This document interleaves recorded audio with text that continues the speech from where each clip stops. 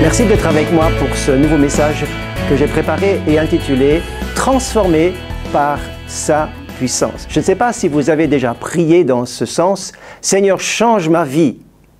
Peut-être que certains ne l'ont jamais fait parce qu'ils pensent et ils croient que leur vie est bonne. Mais je me souviens qu'au début de ma rencontre avec Jésus, j'ai prié de cette manière « Seigneur, transforme-moi ». Oh non, ma vie n'était pas une catastrophe. Ma vie se passait plus ou moins bien et j'avais un bon parcours scolaire, etc.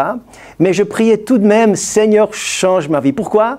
Parce que j'étais littéralement attiré vers le Seigneur, vers la bonne destination, la bonne destinée. J'étais attiré par lui et par sa parole, par sa volonté.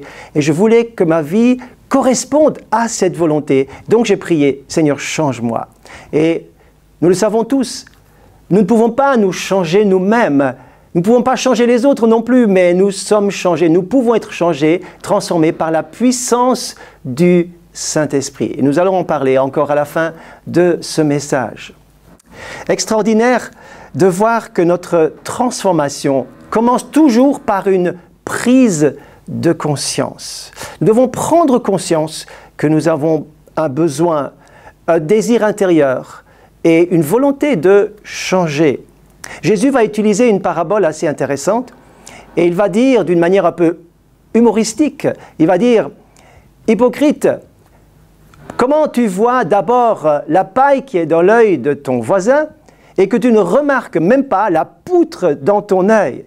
Je pense que les auditeurs du temps de Jésus ont dû sourire en entendant ce mot « paille » et « poutre ».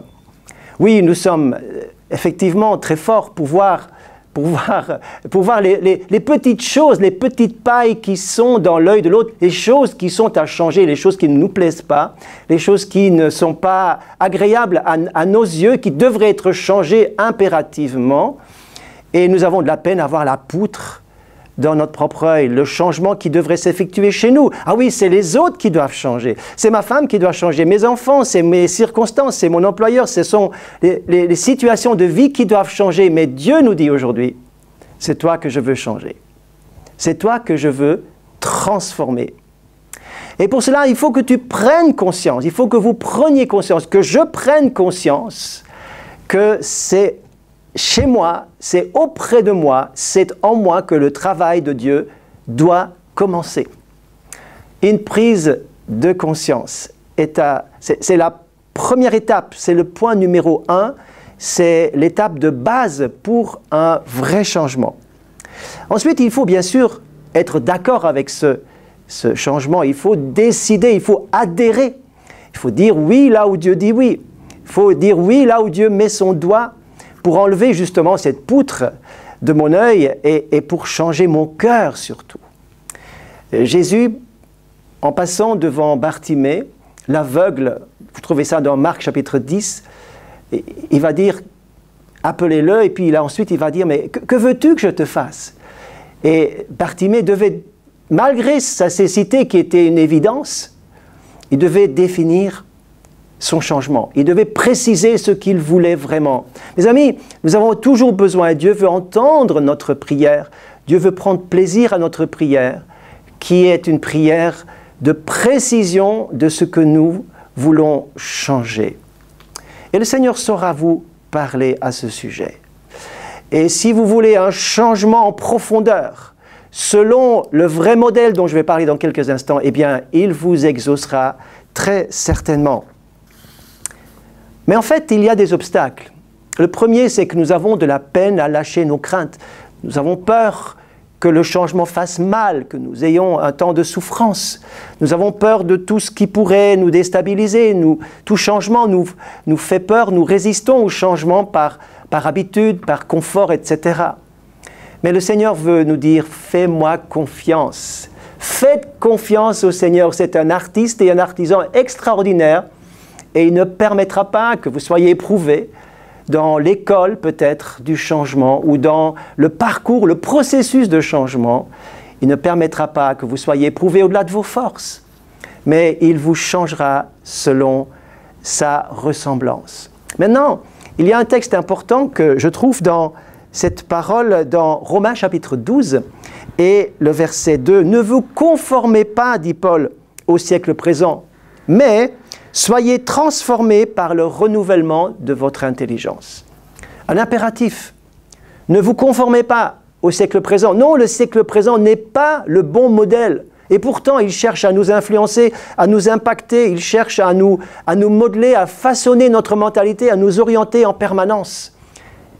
Résister à ce changement, ce n'est pas le bon modèle. Le siècle présent, la mentalité du monde qui est contre la volonté de Dieu n'est pas le bon modèle. Mais le bon modèle, c'est Jésus. Le beau modèle, c'est le Seigneur. Écoutez, déjà dans la Genèse, au chapitre 1er, le Seigneur dit qu'il va créer l'homme selon son image et selon sa ressemblance. Ce qui veut dire que l'empreinte de Dieu, l'empreinte du Créateur, de l'artiste divin, est sur votre vie. L'empreinte du Seigneur marque votre vie au point que vous êtes unique parmi 8 milliards que nous sommes sur la terre en ce moment. Extraordinaire. Vous êtes un exemplaire unique. Réjouissez-vous, ne vous comparez à personne. Réjouissez-vous de ce que vous avez été créé selon un modèle, certes abîmé par les souffrances, certes abîmé par le péché, certes abîmé par beaucoup d'autres choses, mais recréé en Jésus. C'est pourquoi donnez votre vie au Seigneur aujourd'hui. C'est lui qui va recréer et faire réapparaître l'image de Dieu dans votre vie. Laissez-vous transformer, non pas selon le siècle présent, comme dit Paul, mais selon le modèle parfait. Le modèle parfait, c'est Jésus. Lisons les évangiles. Matthieu, Marc, Luc, Jean. Lisons les évangiles pour découvrir qui est Jésus, son message, mais surtout sa personne, sa personnalité. Il est extraordinaire, le Dieu fait homme, le Fils de Dieu qui devient Fils de l'homme, pour être ton modèle parfait. Cherche à t'approcher de lui, cherche à lui ressembler et ta vie changera. Transformée par sa puissance. Quand tu as le bon modèle, quand vous avez le bon modèle, eh bien le Seigneur commence à vous transformer selon ce bon modèle et vous serez transformés peu à peu à son image. C'est absolument extraordinaire.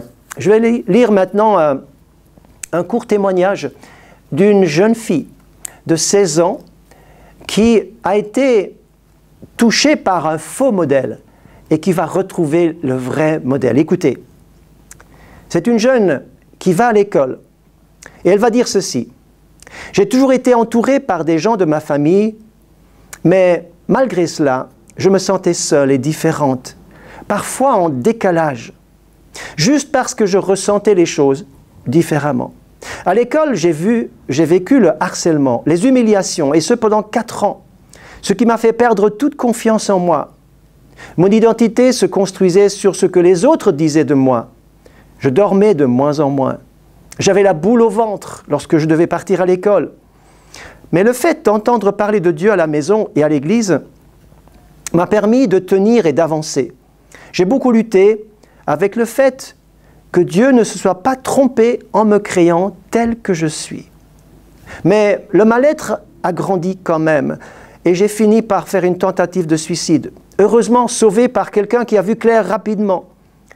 Ensuite, peu à peu, j'ai retrouvé pied par un changement scolaire et beaucoup d'encouragement de la part des miens et beaucoup de prières. Mais le vrai changement est arrivé quand je me suis vu comment Dieu me voit. Quand j'ai arrêté, écoutez bien, quand j'ai arrêté de laisser les autres me définir et me déterminer. Transformé en regardant à la bonne image, dans la bonne direction. Mes amis, soyons libérés de nos craintes. Ne laissons pas les autres nous définir, mais soyons transformés à son image et notre vie sera une réussite. Et cette transformation, c'est la fin de ce que je voudrais partager aujourd'hui.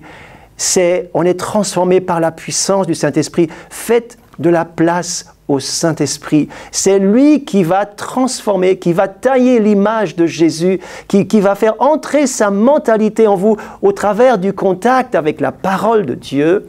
C'est lui qui va vous donner les éléments nécessaires pour être changé. C'est lui qui va faire son travail de manière divine, surnaturelle et extraordinaire, d'une manière merveilleuse. Et il va vous transformer à son image. C'était le message pour aujourd'hui. Que Dieu vous bénisse et prenez courage. Le Saint-Esprit est à l'œuvre aussi dans votre vie. À bientôt.